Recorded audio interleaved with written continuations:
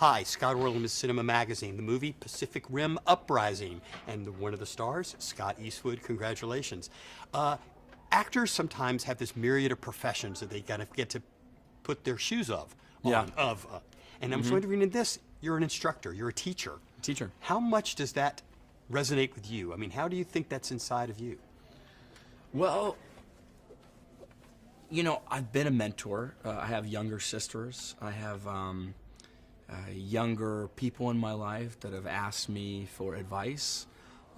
So getting to impart some of that advice along the way is, I think, an important part of, you know, sort of aging, right? You know, I think everyone should be mentored at some point in their life, and everyone should become a mentor at some point. So who is your mentor? Oh, I've had a lot of mentors. I've had an incredible list of mentors through the years. Yeah, I don't, you know, I mean, in every stage, good friends, family.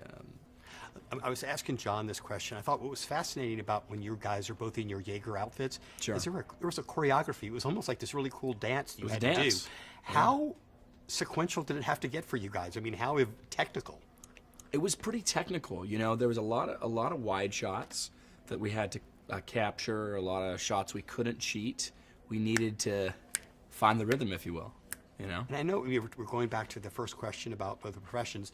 When you're teaching these guys kind of how to fly, you're actually a pilot yourself. I am a pilot. What type of adrenaline rush is there when you're behind the wheel in the air? Oh, it's a really strong focus. Less than an adrenaline, it's a strong focus, because you know that at any moment something, you know, you need to be prepared for everything. So I think, you know, pilots don't take any of that lightly. You have other people, you have yourself, you know, your life is in your hands. So it's a very intense focus. Sometimes you never know if something's meant to be comical in a film or not. There's that great battle sequence, I think, on the ice. And the two Jaegers are fighting, and you're like, hit them in the power source, and then you go right up and kind of knock them in the crotch. Yeah. And I thought, well, that definitely is a power source. So am I wrong? Was that deliberate? No, yeah, I don't remember if that specific one was deliberate. But they did, you know, have some great comedic relief in the film, which I really enjoyed. What was it like when you strapped yourself into that Jaeger suit? Because obviously there's a lot of visual effects that will follow. Sure. Is there an empowerment? More or of an a uncomfortableness? sweatiness. Less than of an empowerment. But yeah, real sweaty.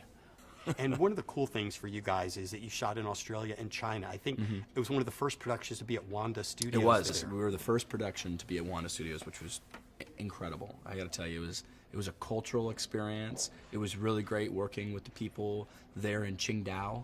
I thought it was just above and beyond. So what was your one cultural awakening in China? Was it food, something Well, social? you know, it was interesting. In Qingdao, they're known for this beer, the Qingdao beer there. So of course I had to go to the beer museum, and I saw it. I also got to go see the Great Wall and go see outside of Beijing and really experience the history and culture there. Scott, appreciate your time. Absolutely. And this is Scott Orlin. Anytime. Until next time.